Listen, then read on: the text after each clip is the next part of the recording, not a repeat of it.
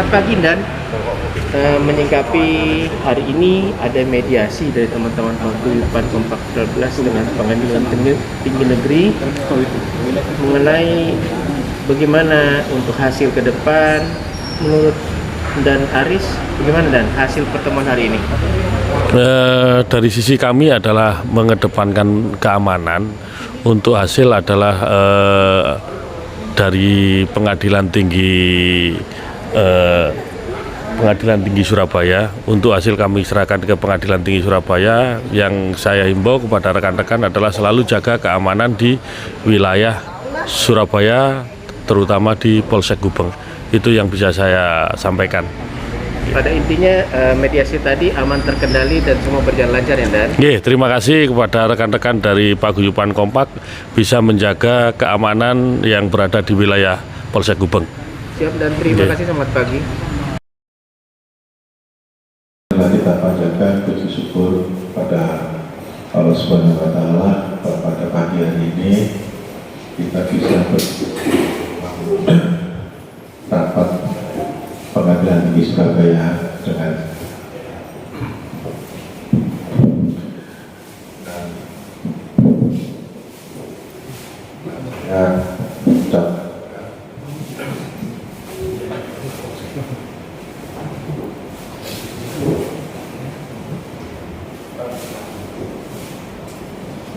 dan saya ucapkan selamat datang pada Bapak Ibu sekalian. Ini sesuai dengan tugas yang diberikan kepada Ketua Pengadilan di Surabaya. Jadi saya perkenalkan, nama saya Elang Prakoso Wibowo. Posisi saya sebagai hakim tinggi tapi mendapatkan tugas sebagai humas di Pengadilan Tinggi Surabaya. Kemudian saya diberi tugas oleh Pak KPP sehubungan dengan adanya surat pemberitahuan persidangan yang akan diselenggarakan pada tanggal 30 Januari 2023. Ini sebetulnya surat ini kami terima menurut Pak Sekretaris dari Pak Kapolsek. Dan ini yang akan datang ini dari Perkumpulan Kompak Viral Bangkit Bersama. Ini pimpinannya siapa? Monggo Pak dikenalkan dulu. Ya saya tahu. Oke. Kalau nggak tahu nanti yang diomongkan apa? Assalamualaikum warahmatullahi wabarakatuh. Selamat pagi, salam sejahtera buat kita semua. Perkenalkan, yang saya hormati Humas dari Pengadilan Tinggi Surabaya, yang saya hormati jajaran dari Kepolisian Sektor Gubeng, Pak Aris. Perkenalkan Pak, nama saya Riko Suroso. Saya ditunjuk sebanyak 1.219 member sebagai Ketua Paguyuban. Dan di samping saya ini, perkenalkan namanya Pak Diki Permadi ini sebagai Wakil Ketua Paguyuban. Sebelahnya lagi Bu Nilam sebagai Sekretaris Paguyuban. Lalu Pak Budiarto, Bendara Paguyuban. Yang keenam Pak Sukin sebagai Humas Paguyuban. Dan Pak Ayub ini sebagai mantan member tapi leader, dan Bu Maria dan Bu juga dari perwakilan member kami. Tujuan kami kesini ada dua agenda Pak sebenarnya. Yang pertama, kami ingin menanyakan kasus update dari banding atau yang sudah dilaksanakan di tingkat 1 kemarin Pengadilan Negeri dengan tuntutan 12 tahun penjara, 3 terdakwa dan 1 DPO. Kami ingin menanyakan update kasus kami ini seperti apa, karena kami tidak ada inputan atau masukan, sedangkan kami dari Paguyuban ini berada di tengah Pak, yang dimana selalu ditanyain oleh para member seluruh Indonesia update-nya di mana. Jadi saya cuma bisa memantau di SITP di website kami, cuma hanya itu. Cuman saya rasa dari penyerahan kasus banding 26 Desember kok sampai saat ini masih belum diputus. Itu aja, karena kalau kita melihat dari kasus yang serupa tapi tak sama, kasusnya Indra Ken di PN Tangerang, itu dia 23 November masuk, tanggal 2 Januari, 3 Januari itu sudah diputus, Pak. Maka dari itu kami mengharapkan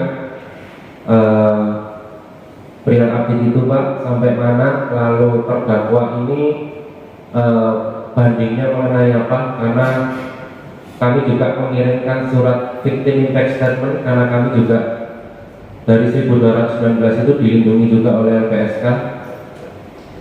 Bahkan putusan kemarin pun kan yang menjadi kurator atau menjadi penilai restitusi adalah LPSK. Jadi kami pun di sini juga atas izin dari LPSK. Jadi kami mohon untuk update-nya sejelas-jelasnya supaya bisa menjadi informasi kami kepada member. Dan oleh kesempatan ini kami juga mohon izin, Pak, kita juga izin untuk video untuk member-member kami, karena kami ini kan sebenarnya unjuk rasa. Tapi kalau unjuk rasa kan di Indonesia ini cuma satu arah, Pak. Kita tidak mungkin nanti dipanggil atau gimana, mending kita hadir.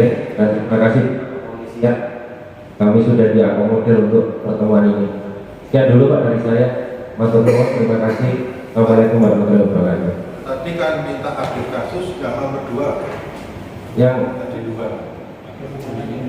ya, sangat pihak terdakwa ini apa yang dibandingkan, karena kalau mengingat kemarin kasusnya si Faradat kan yang dibandingkan hanya hukuman badannya saja, tapi asetnya tidak dibanding gitu.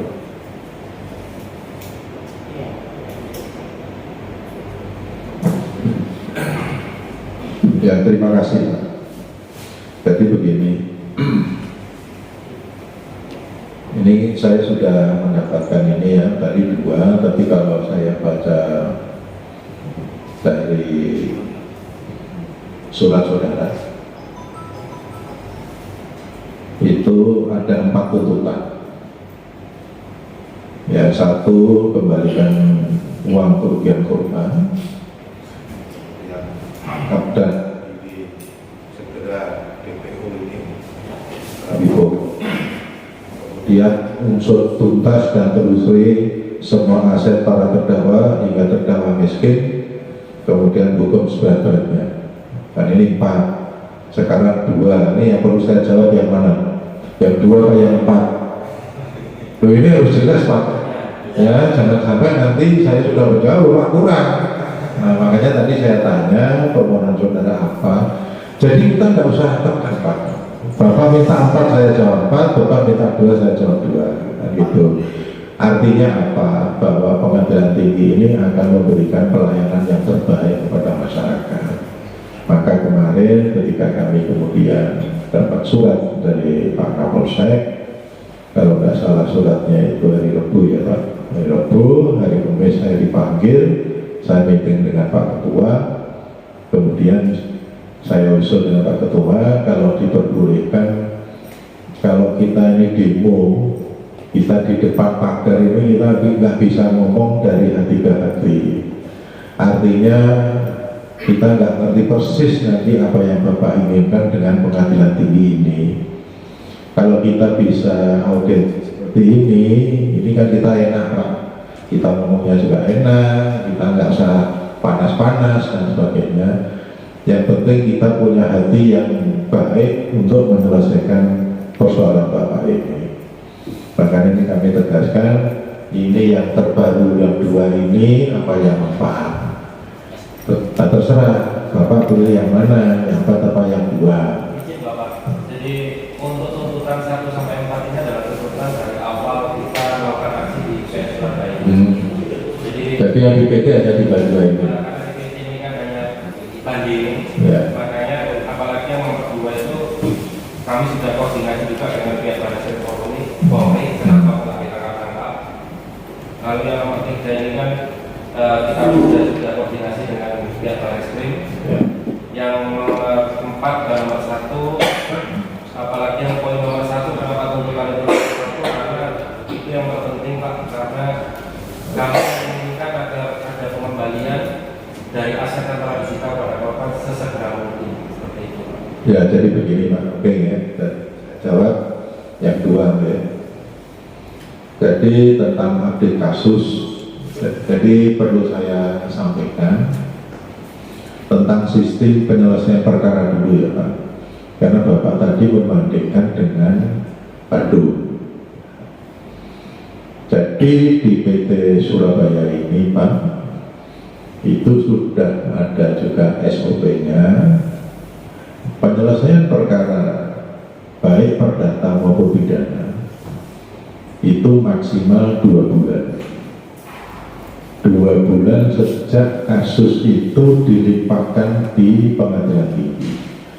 Jadi dari Surabaya, dari PN Surabaya dilimpahkan diterima di PTSP ini, itu sudah mulai besoknya dihitung 2 bulan kasus itu harus sudah selesai. Artinya selesai ini sudah terkirim juga, sudah diminutasi dan sebagainya. Itu paling lambat 2 bulan. Nah, saya tidak bisa bagaimana Bandung karena setiap SOP itu kan dibuat sendiri-sendiri Pak. Karena setiap pengadilan tinggi ini bebannya kan juga tidak sama. PT Surabaya dengan PT Bandung itu bebannya berat di PT Surabaya.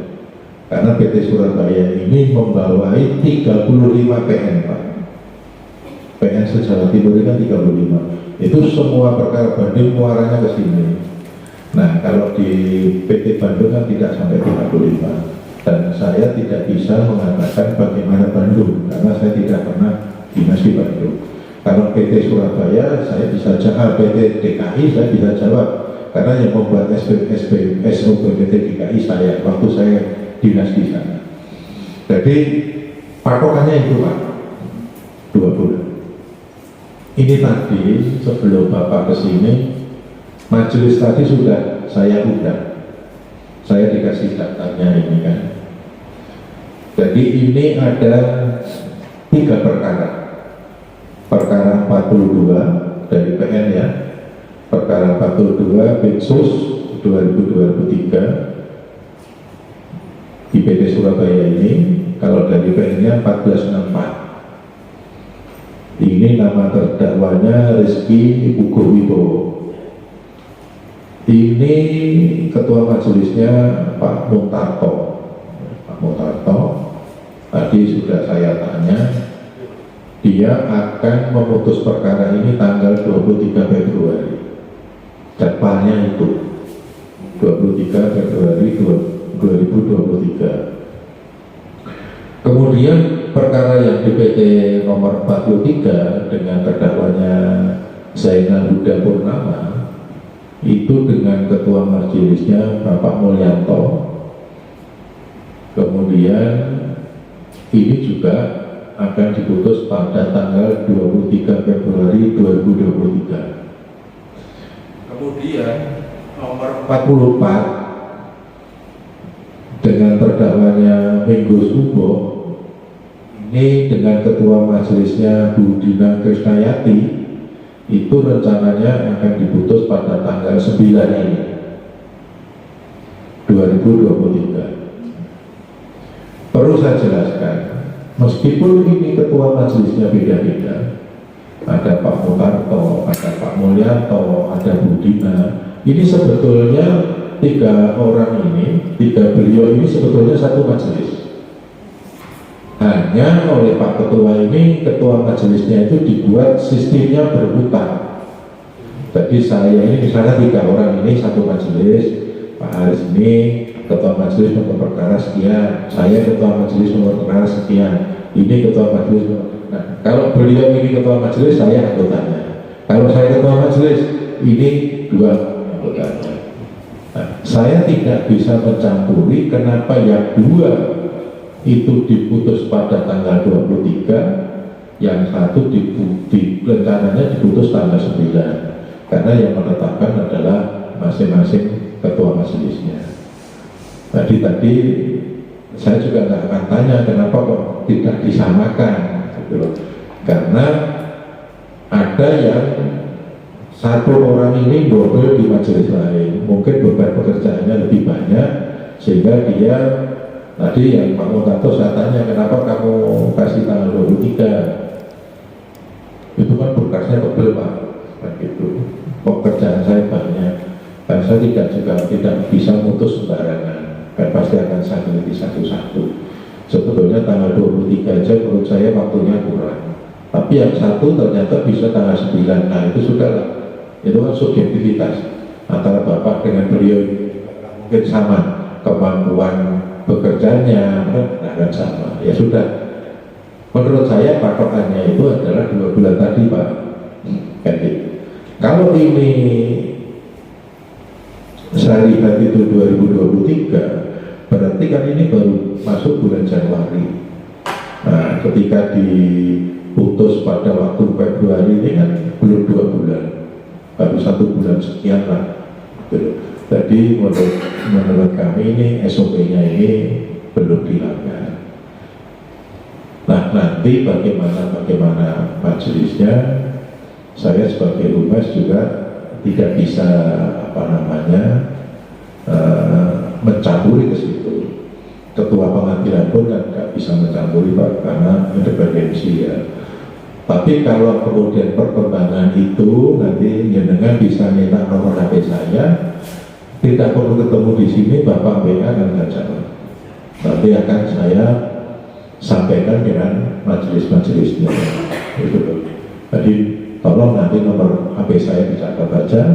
Kalau jenengan semua kepengen komunikasi masalah perkara itu bagaimana, apa sudah jadi diputus apa tidak, nanti bisa lewat saya. Tidak perlu audiensi gini. Tapi kalau Bapak mau ketemu lagi ya saya layani lagi. Tugas saya ini memberikan pelayanan kepada Bapak itu. Kemudian apa yang dibanding?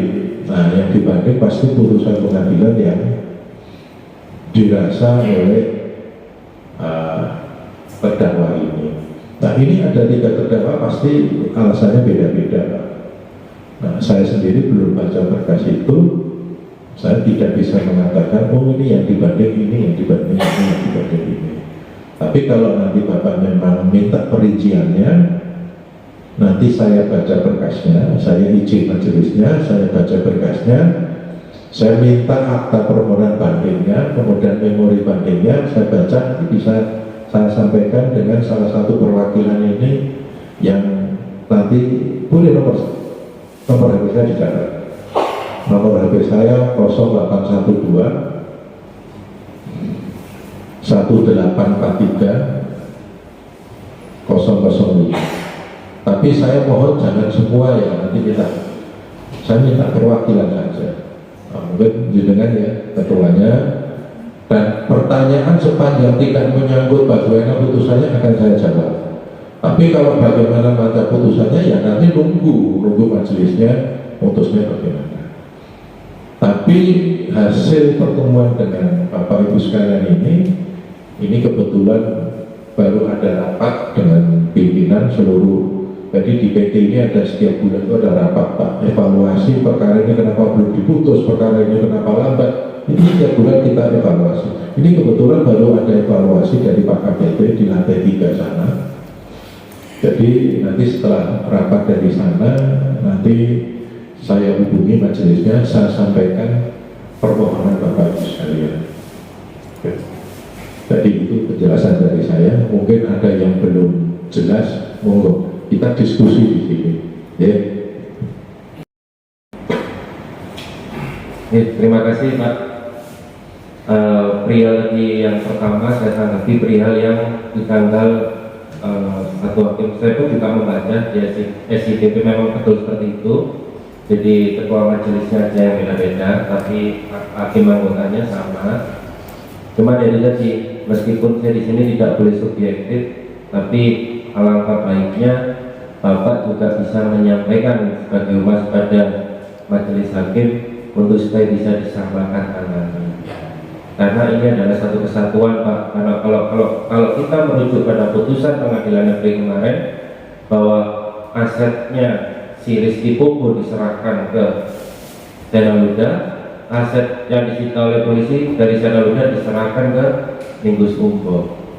Jadi seperti itu. Pertanyaan saya kedua atas lanjutan ini, kalau memang pihak majelis hakim tidak bisa memutuskan sama dalam artian tetap 23 dan tanggal 9, ketika tanggal 9 ini Minggu Umbo kan putusan semua aset dan nomor asetnya itu ada di Minggu Umbo semua Pak.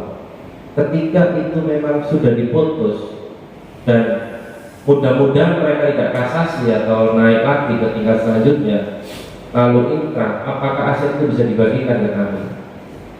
Itu pertanyaan yang kedua Pak. Karena semua aset itu dilimpahkan ke berkasnya si Minggu Umbo nomor 46 kalau tidak salah Pak.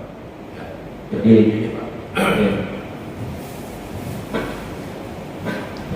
Ini kan sudah teknis ya, teknis putusan. Terus terang saya tidak bisa jawab karena pada berita Seperti tadi saya sampaikan, saya pun juga sebagai hakim ya. Jadi meskipun ini apa namanya ketua majelisnya berbeda, tapi ini kan satu majelis. Saya jamin ketika mereka musyawarah itu pasti semua sudah akan dipertimbangkan. 3 perkara ini pertimbangannya pasti sudah, tidak mungkin parsial, tidak mungkin itu. Itu beda masalah kalau 3 perkara ini dibagi-bagi 3 majelis, majelis berbeda. Saya punya majelis, kemudian ini majelis juga, kemudian majelis lain. Nah, ketika 3 perkara ini dibedakan dengan majelisnya, itu ada kemungkinan putusannya mungkin bisa beda. Makanya kemudian oleh Mahkamah Agung ada surat edaran ketika perkara itu splitsing, ini kan splitsing aja sebetulnya. Ini hanya teknik jaksa cara mengajukan perkara, tapi sebetulnya perkara ini kan satu kesatuan kan ini. Nah, kemudian oleh Mahkamah Agung diperintahkan jajaran di bawahnya itu kalau ada perkara splitsing ini harus diadili oleh majelis yang sama. Nah, ini kan majelisnya hanya beda ketua majelisnya, cuma ini 3-3-nya itu satu majelis. Jadi kemungkinan putusan ini bias menurut saya hampir tidak ada. Betul. Nah, kalau kemudian apakah nanti ini bisa dikembalikan apa tidak, saya tidak tahu karena ini kan yang bisa menentukan di situ. Bahkan begini ya, ini saya hakim ya, ketika itu ada perkara itu di koran, di TV, di ini tuh dengan membaca itu beda. Misalkan saya ditanya, misalkan Bapak tanya saya kasus ini atau kasusnya Freddy Sambo misalkan yang baru ini, saya nggak bisa apa-apa, pasti nggak akan saya jawab. Karena apa? Saya ini pengalaman. Ketika saya kasih contoh aja lah, kasusnya itu ya, kasusnya Bumis, Bapak Ibu masih ingat itu kopi racun itu ya, Mirna itu ya. Itu kan di live macam-macam itu Pak. Tapi ketika kemudian saya ditunjuk sebagai ketua majelisnya untuk mengadili perkara itu, saya baca beda Pak. Dengan yang cerita-cerita itu beda. Itu loh. Makanya saya nggak berani kan live itu kan nggak mungkin semua Pak. Terus kemudian kita mendengarkan dengan membaca sudah beda. Bapak mendengarkan dengan Bapak baca teliti pasti pemahamannya akan beda. Nah, itu salah satu kasus Mirna itu. Kasusnya Ahok, kebetulan saya semua ketua majelisnya, gitu loh. Jadi seperti ini saya belum, tapi pada prinsipnya ketika perkara ini tentang barang bukti kan itu tadi, itu pasti akan dikembalikan di mana barang bukti itu disita, kan itu Pak Polisi. Ya, Pak Polisi ini kan yang menyita, misalnya barang buktinya disita dari sini. Tapi kalau itu disita dari sini, kalau memang barangnya dia pasti akan kita kembalikan ke sana. Beda lagi barang buktinya disita dari sini, tapi ini hasil kejahatan. Tidak mungkin saya kembalikan ke sini, pasti kita kembalikan kepada korbannya. Itu loh Pak. Jadi nanti pasti kalau hakim ini betul-betul di relnya, itu pasti akan mengembalikan barang bukti itu ya kepada korbannya, gitu loh. Contohnya mungkin dari Salamanan ya itu ya. Pada waktu diputus dikembalikan ke negara, saya ketawa loh, kalau ini ada orang masyarakat ditipu top, nggak iya toh. Terus saya telepon sama teman-teman itu gimana PN itu? Nanti di PT itu kok diperbaiki, masuk korbannya dari Salamanan nggak dikembalikan, malah negaranya yang badi itu gitu. Akhirnya kan di PT diperbaiki kan, akhirnya dikembalikan kepada. Nah itu, kalau hanya syarat itu saya berani. Misalkan nanti ya saya pastikan ini tolong ini diperhatikan. Audien ini tadi yang minta dikembalikan kepada korban. Saya tidak nyebut satu-satu ya. Intinya kan harus dikembalikan kepada korban.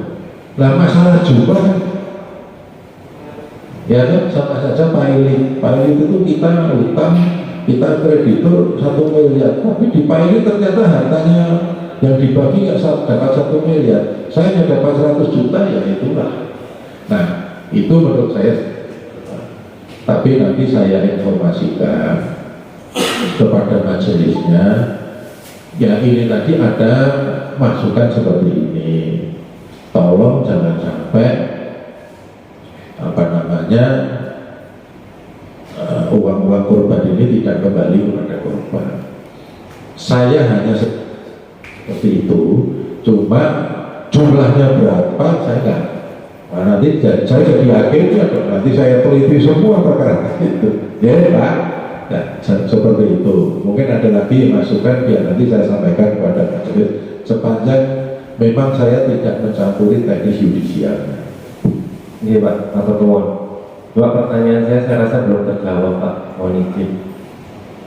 Kami pun di sini dari paguyuban mulai dari persidangan pertama sampai persidangan 25 di PN Surabaya, kami tidak pernah mengintervensi pengadilan. Kami sangat menghargai majelis hakim, pengacara dan panitera sebagainya di pengadilan.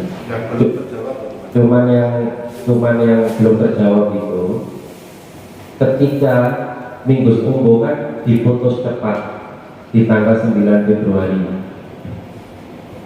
Lalu kemudian kita tidak tahu ya putusannya apa Pak. Seandainya ini kita berandai putusannya itu aset tetap mengikuti yang putusan pertama PN, nanti dikembalikan ke korban lewat LPSK, lewat perhitungan LPSK. Itu ketika 14 hari mereka diberi kesempatan untuk kasasi, tapi Minggu umumnya terdakwa ini tidak melakukan kasasi, otomatis itu bisa segera kembali ke korban atau masih menunggu putusan kedua orang yang katanya nanti tanggal 23 Februari. Seperti itu Pak. Jadi gini Pak, makanya kan saya kan belum tahu kasusnya ini ya. Barang buktinya itu bagaimana kan saya tidak tahu. Kalau tadi Bapak seperti itu, berarti kan yang 42, 43 ini putusannya itu barang buktinya semua untuk perkara 44. Kan gitu kan? Karena begini, kalau saya lihat nomornya ini 44 yang paling akhir, pasti pengajuannya paling akhir.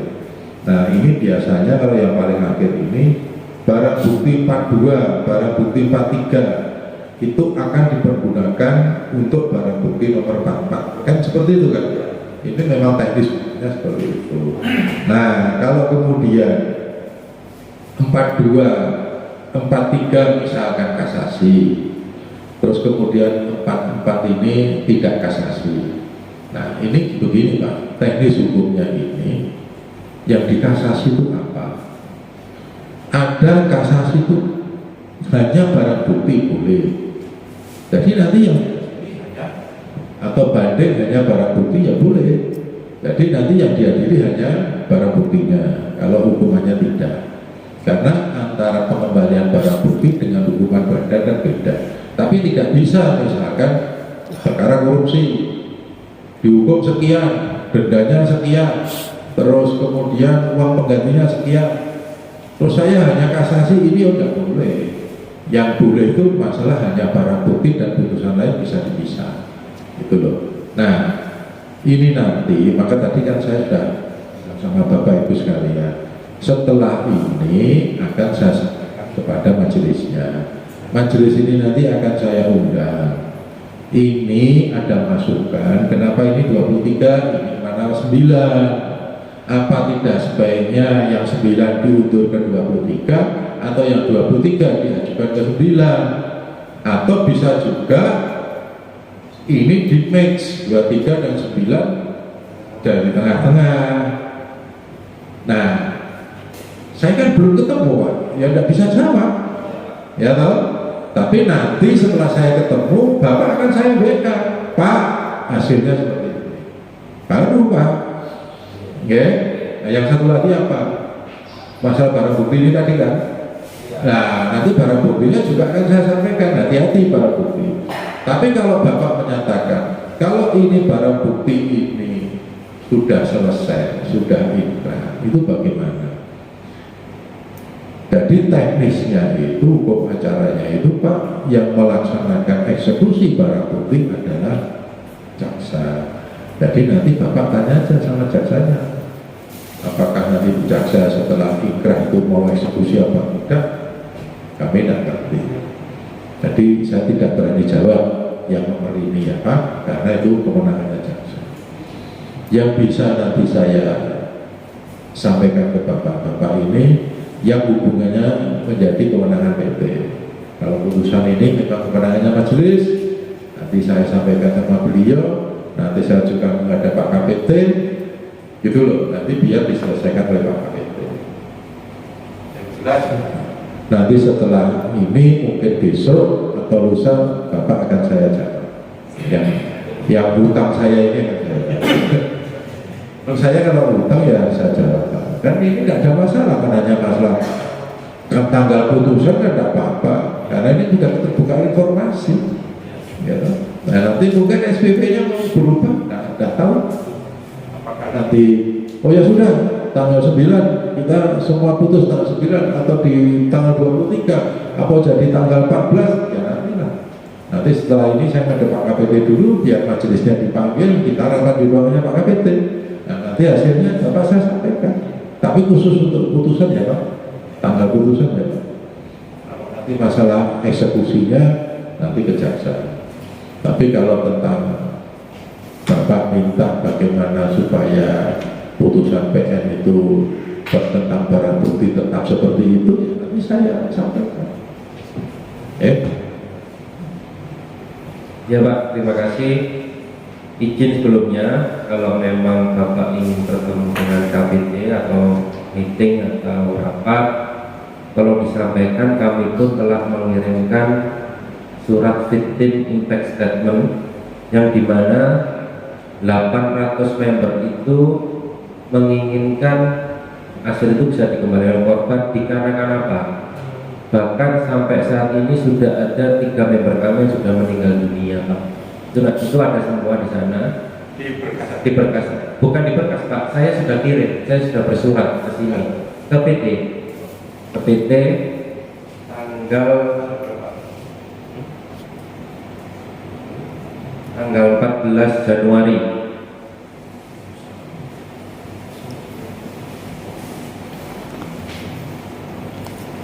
Tapi surat ini sebenarnya sudah diakomodir oleh PN. Belum Pak. Jadi begini, arah dari LPSK itu ketika memang ingin mengetahui persidangan atau ingin mempercepat proses tingkat banding, maka diharapkan member ini membuat surat victim impact statement. Itu nanti dari LPSK pun juga bisa mengirim kok Pak surat ke pihak pengadilan tinggi perihal membenarkan kejadian ini, karena kami ketika ada yang sakit, ada yang sampai berhutang, sampai dikejar ke kolektor, kan uangnya ke saya semua Pak. Nah, ini surat ini maksudnya apa? Surat ini menjelaskan bahwa tiap member ini sudah mengalami kesusahan berat, jadi itu bisa dibuat bahan rapat Bapak kepada KPT. Nanti putusan PN-nya mengakomodir itu kan surat itu. Putusan PN kan hanya melewati LPSK saja. Enggak, maksudnya itu uang ini kan ada uang di sini. kita Ya. atau kekayaan Indonesia. Ya. Itu oleh putusan itu memang sudah itu nanti hasilnya Iya, sudah. berarti kan sudah ada. Betul. Mas, artinya surat saudara itu oleh putusan PN sudah terakomodir di situ. Tinggal nanti PT ini bagaimana dengan putusan PN kan? PT ini kan tinggal mengeluarkan atau merubah atau membatalkan. Nah, pemahaman saya ketika surat saudara itu sudah diakomodir ke PT, kalau ke putusan PN, paling-paling kan kita ini kan paling-paling kan saya misalnya nanti memberi masukan kepada majelisnya. Ya sebaiknya itu dikembalikan ke korban. Berarti kan sama putusan PN. Maksud Itu kan? ya, maksud kami begini Pak, di surat victim impact statement itu jadi ada imbas yang dirasakan oleh korban di saat pengadilan ini kalau memang terlalu lama. Oh, Jadi mungkin itu bisa menjadi penjelasan Bapak ke KPC. Maunya biar cepat Betul. Oh, ya. Kan beda lagi. Gitu. Oke, Kalau Pak. Bapak ada minta, kalau tadi Pak ini ada surat supaya cepat nikah, saya jadi ngerti. Iya. Tapi kan tentang membagi ya. Bukan, Ya, bukan. hanya ikhlas. Hanya. Nah, oke, nanti saya sampaikan. Mungkin ada yang lagi. Jadi keluar dari sini Bapak sudah puas. Ya, Jangan makanya kemudian itu Pak. masih ada gandaran-gandaran tadi, jangan. Enggak semua boleh bicara. Tidak hanya satu. Cuma kalau nanti yang PKS satu orang saja. Ya, monggo, semua yang punya nomor silakan. Monggo. Ya, monggo. Terima kasih Pak Thomas. Ya. Tadi yang sudah disampaikan oleh Pak Ketua untuk info yang dibandingkan dari terdakwa PT ini apa kemahannya hukuman 12 tahunnya atau sama asetnya? Maka tadi saya baca dulu. Oh iya. Setelah ini saya rapat Pak KPT, saya pinjam berkasnya, kemudian akan saya lihat bandingnya itu apa. Nah, nanti saya sampaikan sama beliau. Oh ini bandingnya setelah saya baca, banding ini untuk ini, banding ini untuk ini, banding itu dulu. Kalau belum baca berkasnya bagaimana saya bisa? Siap. Karena saya diundang Pak KPT itu kemarin itu baru rapat hari Kamis, kemudian Jumat pagi surat saya tandakan itu hasil saya sore ya, karena saya itu habis Jumatan saya baru tanda tangan surat itu. Nah ini tadi pagi saya koordinasikan dengan majelisnya. Nah saya kan tidak tahu permohonan saudara apa, makanya saya belum baca berkas. Nah kalau perubahannya seperti ini ya pasti harus baca berkas. Mau tidak mau saya harus baca berkas. Saya tidak mau keliru memberikan informasi kepada saudara. Kalau bukan memberi informasi itu silakan. Ya. Jadi nanti ya Pak, nanti saya kasih nomornya, nanti Bapak WA saya dari izin oke, nanti saya dulu, nanti saya baca dulu, bisa hari ini saya jawab, bisa besok, karena itu kan saya harus baca memorinya juga. Dan memori banding itu pasti tebel. Pengacara memori banding pasti tebel. Tapi nanti saya ambil intinya sebenarnya dibanding apa. Kalau Bapak ini kan pasti yang penting kan asetnya. Utamanya kan aset. Betul. Nah, syukur-syukur hukumannya bisa lama kan. Tapi ini sama dengan korupsi itu negara juga sama. Yang penting aset itu kembali dulu. Ya. Kalau hukuman yang lain-lain ya. Yang penting ini kan korban ini kembali uang. Betul Pak. Karena kami Pak korban ini mengalami kesusahan yang luar biasa. Dari yang nggak punya hutang, dari yang nggak kenal debt kolektor, di Solo itu juga ada, tapi tidak. Ini kan dulu pernah bapak bersama masalah apa namanya juga ada orang-orang seperti itu. Ibu saya pernah, kakak saya, akhir saya itu hampir 700 juta. Jadi saya ini juga tahu rasanya. Susahnya kena penipuan seperti ini. Dulu kalau nggak salah itu bapak pernah dulu itu namanya ginseng, ginseng.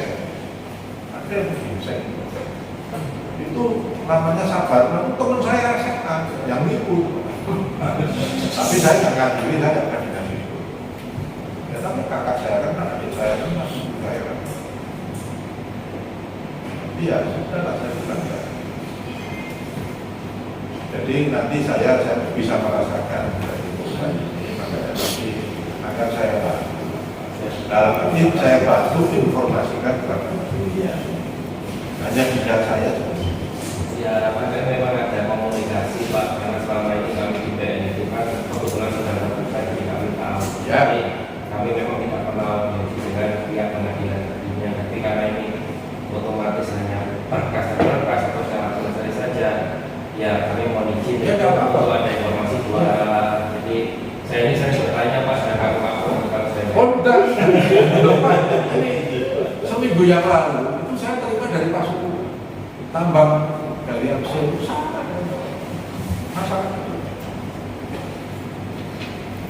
Saya sampai pakai lagi karena saya sebagai humas saya nggak mau daripada kita bicara di demo di pinggir jalan itu mendingan saya duduk di kita ngomongin.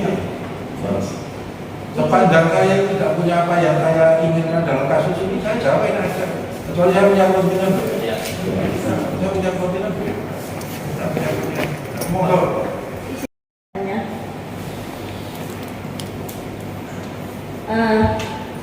Saya ingin tahu minimal supaya kami para member itu bisa tahu harus bertahan hidup untuk nunggu ini dari putusan ke inkrah itu biasanya berapa lama Pak?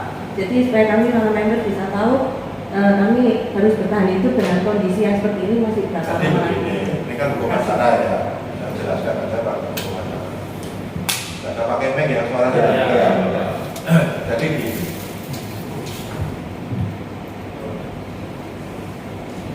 Katanya nanti tidak direkam ya.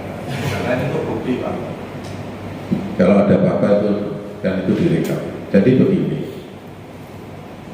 putusan PT ini, misalkan ini tanggal 23 itu diputus, itu kan harus namanya diminutasi. Minutasi itu nggak lama, paling 3-7 hari.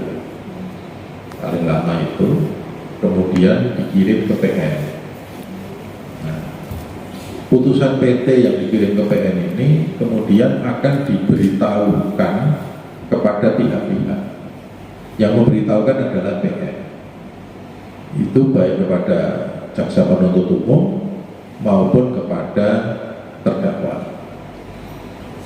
Setelah diberitahukan kepada yang bersangkutan, misalkan hari ini PN itu terima putusan dari PT, berkas itu semua diterima di PN.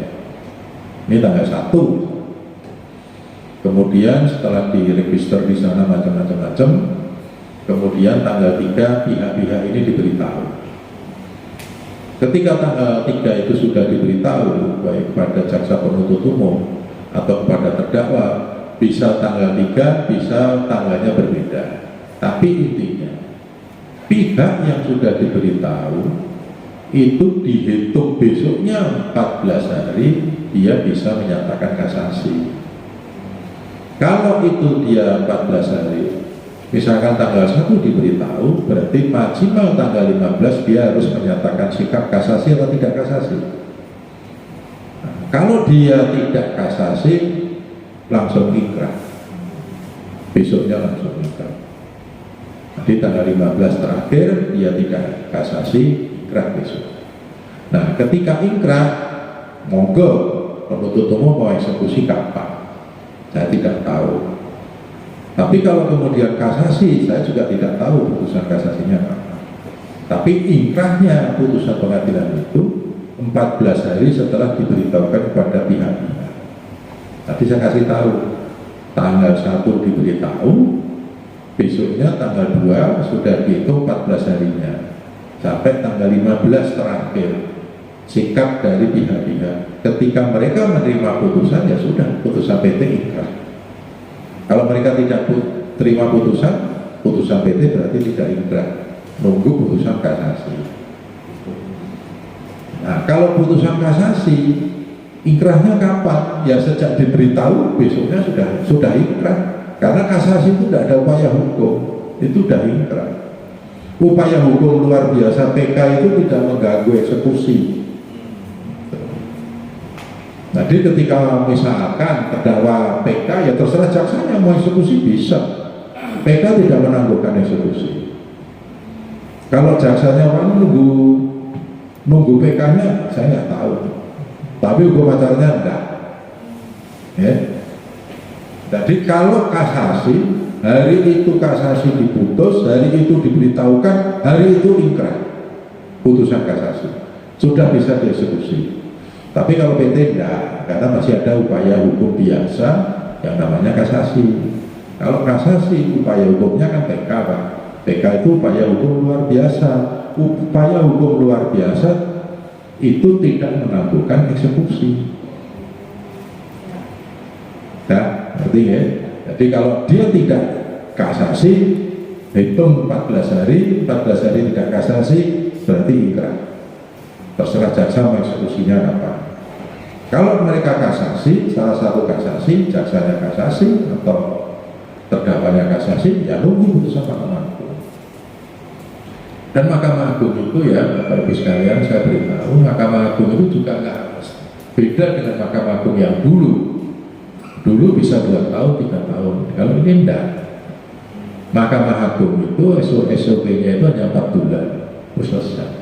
Rata-rata Mahkamah, apalagi kalau ini perkara pidana ya. Perkara pidana kan terkait dengan tahanan, itu pasti lebih cepat. Gitu.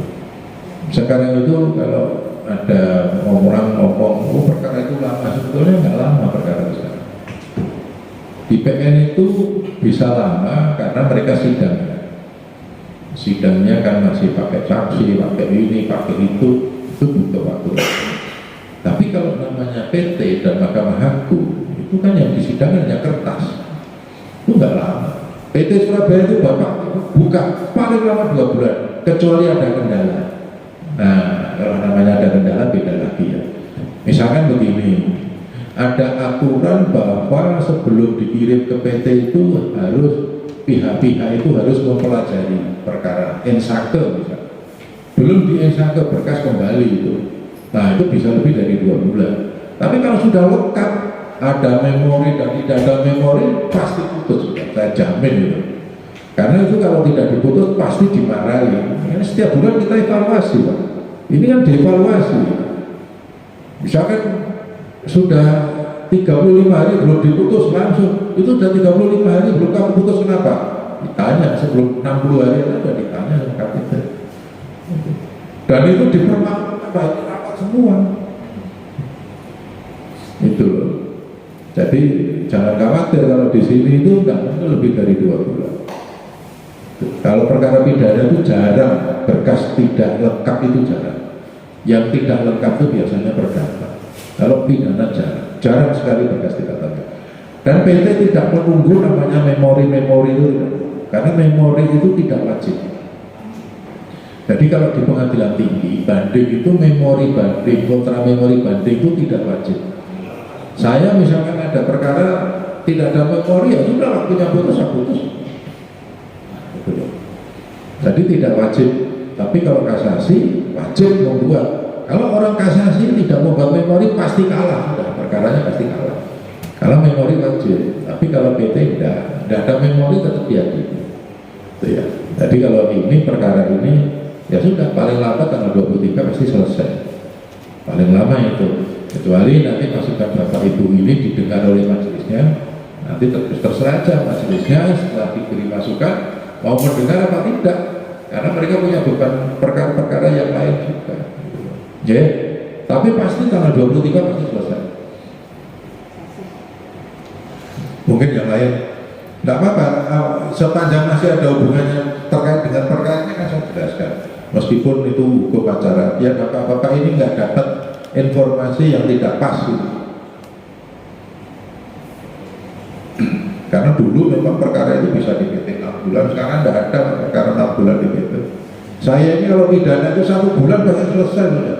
Kalau saya itu 1 bulan pasti selesai. Kadang 2 minggu, kadang 10 hari sudah saya selesaikan. Mereka perkara-perkara narkoba itu 7 hari sudah selesai. Ya toh Pak, hanya 114 sama 112.